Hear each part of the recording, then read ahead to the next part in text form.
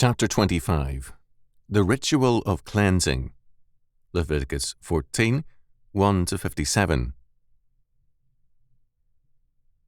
And the Lord spake unto Moses, saying, This shall be the law of the leper in the day of his cleansing. He shall be brought unto the priest. And the priest shall go forth out of the camp, and the priest shall look, and behold, if the plague of leprosy be healed in the leper, then shall the priest command to take for him that is to be cleansed 2 birds alive and clean, and cedar wood, and scarlet, and hyssop. And the priest shall command that one of the birds be killed in an earthen vessel over running water. As for the living bird, he shall take it, and the cedar wood, and the scarlet, and the hyssop, and shall dip them and the living bird in the blood of the bird that was killed over the running water. And he shall sprinkle upon him that is to be cleansed from the leprosy 7 times, and shall pronounce him clean, and shall let the living bird loose into the open field. And he that is to be cleansed shall wash his clothes, and shave off all his hair, and wash himself in water, that he may be clean. And after that he shall come into the camp, and shall tarry abroad out of his tent 7 days. But it shall be on the 7th day that he shall shave all his hair off his head, and his beard, and his eyebrows, even all his hair he shall shave off, and he shall wash his clothes. Also he shall wash his flesh in water, and he shall be clean. And on the 8th day he shall take 2 he-lambs without blemish, and 1 ewe-lamb of the 1st year without blemish, and 3/10 deals of fine flour for a meat offering, mingled with oil, and 1 log of oil. And the priest that maketh him clean shall present the man that is to be made clean, and those things before the Lord, at the door of the tabernacle of the congregation. And the priest shall take 1 he-lamb, and offer him for a trespass offering, and a log of oil, and wave them for a wave offering before the Lord. And he shall slay the lamb in the place where he shall kill the sin offering and the burnt offering in the holy place. For as the sin offering is the priest's, so is the trespass offering. It is most holy. And the priest shall take some of the blood of the trespass offering, and the priest shall put it upon the tip of the right ear of him that is to be cleansed, and upon the thumb of his right hand, and upon the great toe of his right foot. And the priest shall take some of the log of oil, and pour it into the palm of his own left hand, and the priest shall dip his right finger in the oil that is in his left hand, and shall sprinkle of the oil with his finger 7 times before the Lord. And of the rest of the oil that is in his hand shall the priest put upon the tip of the right ear of him that is to be cleansed, and upon the thumb of his right hand, and upon the great toe of his right foot, upon the blood of the trespass offering. And the remnant of the oil that is in the priest's hand he shall pour upon the head of him that is to be cleansed, and the priest shall make an atonement for him before the Lord. And the priest shall offer the sin offering, and make an atonement for him that is to be cleansed from his uncleanness, and afterward he shall kill the burnt offering. And the priest shall offer the burnt offering and the meat offering upon the altar, and the priest shall make an atonement for him, and he shall be clean. And if he be poor, and cannot get so much, then he shall take 1 lamb for a trespass offering to be waved, to make an atonement for him, and 1/10 deal of fine flour mingled with oil for a meat offering, and a log of oil. And 2 turtle doves, or 2 young pigeons, such as he is able to get, and the one shall be a sin offering, and the other a burnt offering. And he shall bring them on the 8th day for his cleansing unto the priest, unto the door of the tabernacle of the congregation before the Lord. And the priest shall take the lamb of the trespass offering, and the log of oil, and the priest shall wave them for a wave offering before the Lord. And he shall kill the lamb of the trespass offering, and the priest shall take some of the blood of the trespass offering, and put it upon the tip of the right ear of him that is to be cleansed, and upon the thumb of his right hand, and upon the great toe of his right foot. And the priest shall pour of the oil into the palm of his own left hand, and the priest shall sprinkle with his right finger some of the oil that is in his left hand 7 times before the Lord. And the priest shall put of the oil that is in his hand upon the tip of the right ear of him that is to be cleansed, and upon the thumb of his right hand, and upon the great toe of his right foot, upon the place of the blood of the trespass offering. And the rest of the oil that is in the priest's hand he shall put upon the head of him that is to be cleansed, to make an atonement for him before the Lord. And he shall offer the one of the turtle doves, or of the young pigeons, such as he can get, even such as he is able to get, the one for a sin offering, and the other for a burnt offering, with the meat offering, and the priest shall make an atonement for him that is to be cleansed before the Lord. This is the law of him in whom is the plague of leprosy, whose hand is not able to get that which pertaineth to his cleansing. And the Lord spake unto Moses and unto Aaron, saying, When ye come into the land of Canaan, which I give to you for a possession, and I put the plague of leprosy in a house of the land of your possession, and he that owneth the house shall come and tell the priest, saying, It seemeth to me that there is, as it were, a plague in the house. Then the priest shall command that they empty the house before the priest go into it to see the plague, that all that is in the house be not made unclean, and afterward the priest shall go in to see the house. And he shall look on the plague, and, behold, if the plague be in the walls of the house with hollow streaks, greenish or reddish, which in sight are lower than the wall, then the priest shall go out of the house to the door of the house, and shut up the house 7 days. And the priest shall come again the 7th day, and shall look, and behold, if the plague be spread in the walls of the house, then the priest shall command that they take away the stones in which the plague is, and they shall cast them into an unclean place without the city. And he shall cause the house to be scraped within round about, and they shall pour out the dust that they scrape off without the city into an unclean place. And they shall take other stones, and put them in the place of those stones, and he shall take other mortar, and shall plaster the house.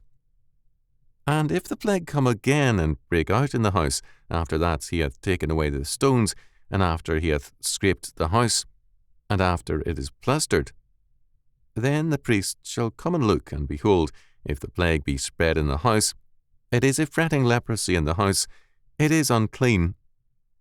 And he shall break down the house, the stones of it, and the timber thereof, and all the mortar of the house, and he shall carry them forth out of the city into an unclean place. Moreover, he that goeth into the house all the while that it is shut up shall be unclean until the even. And he that lieth in the house shall wash his clothes, and he that eateth in the house shall wash his clothes. And if the priest shall come in and look upon it, and behold, the plague hath not spread in the house after the house was plastered, then the priest shall pronounce the house clean, because the plague is healed. And he shall take to cleanse the house 2 birds, and cedar wood, and scarlet, and hyssop. And he shall kill the one of the birds in an earthen vessel over running water, and he shall take the cedar wood, and the hyssop, and the scarlet, and the living bird, and dip them in the blood of the slain bird, and in the running water, and sprinkle the house 7 times. And he shall cleanse the house with the blood of the bird, and with the running water, and with the living bird, and with the cedar wood, and with the hyssop, and with the scarlet. But he shall let go the living bird out of the city into the open field, and make an atonement for the house. It shall be clean.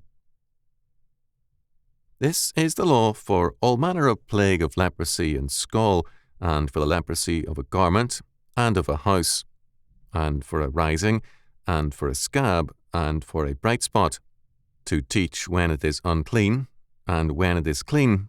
This is the law of leprosy. Leviticus 14, 1-57. One of our problems as we approach biblical law is that we face centuries of error on the subject. First, when Paul attacked the law as Phariseeism redefined it, He made it clear that his purpose was not to multiply or make void God's law, but rather to establish it. Romans 3:31. Too many churchmen saw fit to see this as the elimination of God's law. Second, in the late medieval era, pietism undermined the law, as did mysticism, so that a ladder of ascent to God began to govern popular thought. Again, more than a few saw the remedy from the medieval view as freedom from God's law, together with the Church's law. The Lutheran attack on the penitential system became in time an attack on God's law, as Protestant pietism sought to rid itself of non-pietistic elements in the faith. Third, the rise of dispensationalism, modernism, and premillennialist expectations of the end all worked to make law unimportant. Fourth, when the state is maximized, biblical law is minimized. God's law provides us with government and with the means of government in all the spheres of life: personal, familial, educational, ecclesiastical, vocational, societal, and also in the civil realm. Because the government in these areas is preempted by the modern state, God's law is minimized and in large part declared to be obsolete. One of the more striking aspects of Leviticus 14, which deals with the cleansing of disease, is that the matter of discharging a person who has had one of the ailments described in Leviticus 13 is both a health examination and a ritual. To pass from quarantine to freedom is thus more than a medical discharge. It is a ritual or a rite. The word rite comes from an ancient Greek word akin to arithmetic. It means a number, a precise calculation in its root form. A rite is the form of worship, an English word made up of worth and ship, that is, the worthy vessel or ship. Thus, a rite of worship is the correct or proper means of approaching God. In its biblical meaning, the rites of worship require an inward faithfulness with an outward fidelity to the forms of worship. Thus, the rite whereby the diseased person was given a clean bill of health marked his readmission into the covenant fellowship and worshipping community. When we look at the liturgies of the early church, we find that they were marked by a prayer of intercession for all God's people, a continuing prayer in many churches. 4 mandatory sacrifices took place prior to readmission to the covenant community: the purification offering, the burnt offering, the reparation offering, and the cereal offering. The man about to be discharged had to live in a segregated manner, separated both from the diseased community and the healthy one, for 7 days, and on the 8th day he brought his sacrifices and was a free man. Infected houses are dealt with in verses 33 to 53. The house carrying an infection is quarantined. The diseased portion of the house, or all of it, may be destroyed if the infection remains. Holiness involves wholeness, and this is the goal of the law. We have a summary of Leviticus 13 to 14 in 14:54 to 57. It is noteworthy that Maimonides in the Book of Cleanness spoke of an infected man as a father of uncleanness, and he applied the same term to an infected house. Because a father is the progenitor of children, so too the infected man or house is a progenitor or father of uncleanness. This law is the most minute and detailed of all the forms of purification. Only the form for the purification from contact with a dead body, Numbers 19, and for the cleansing of a defiled Nazarite, Numbers 6, are comparable. But there is much more here, as F. Meyrick noted. The whole nation was, in a sense, a priestly nation, and the restoration of the lapsed member to his rights was therefore a quasi-consecration. After 7 days' sojourn in the camp, but not in his own tent, the leper was allowed to approach the tabernacle with 2 he-lambs without blemish, 1 ewe lamb without blemish of the first year, and 3/10 deals of fine flour mingled with oil, and 1 log of oil. These were to be used as a trespass offering, a sin offering, and a burnt offering. These suggest respectively a sense of unprofitableness or shortcoming, atonement, and personal consecration. The blood of the trespass offering is to be applied to the right ear, thumb of the right hand, and great toe of the right foot, and the oil of consecration to be added thereto. This corresponds exactly to the consecration of the priests, chapter 8. It suggests that it is out of a sense of past unprofitableness that future consecration comes. Compare Luke 17, 5-10. The doctrine of the priesthood of all believers is clearly set forth in both Testaments, and in the ritual of cleansing, the healed man is confronted by the fact that he must see himself as God's priest, required to dedicate the totality of his life and calling to the triune God. Many commentators have seen the forms of leprosy or diseases described in Leviticus 13 and 14 as types and symbols of sin. However, as Harrison reminds us, the Bible never does so. Disease is simply presented as disease, one consequence of a fallen world. Quarantine is a separation of disease, and moral quarantine is a separation of evil from society. This is very important to note. We do not flee from disease and sin, but rather separate sin and contagious disease from the community. Our Lord says, "I pray not that thou shouldest take them out of the world, but that thou shouldest keep them from the evil," or the evil one. John 17:15. Modern separationism too often quarantines the healthy and the moral, not the diseased and the criminal members of society. In these chapters, the leper or diseased person is described as unclean, not as immoral. It is noteworthy that, as Parker observed, men turn away from the perusal of such chapters and look complacently upon moral leprosy. It is also important to note that the observance of these laws helped eliminate Hansen's disease or true leprosy faster in Europe than in other continents. In Europe, there were at least 9,000 hospitals for leprosy alone maintained by Christian charity.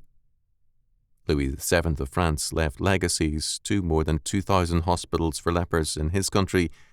No ruler of our times has manifested any comparable charity. The Normans in France applied quarantine strictly, both in Normandy and in England. Thus, the very wealthy and influential knight, Amelun, was expelled from his castle to become a beggar when he contracted leprosy.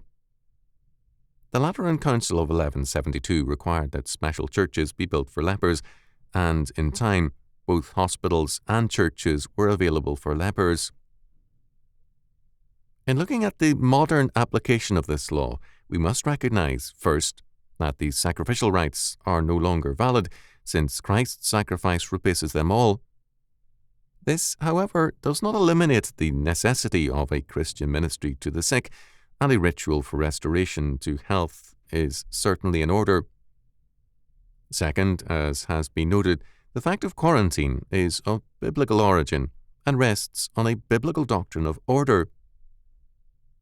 As the biblical world and life view is undermined, so too the concepts of quarantine. The refusal to apply quarantine to AIDS patients is symptomatic of a disregard for biblical order.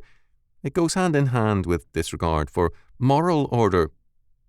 The consequences of such a disregard can only be deadly.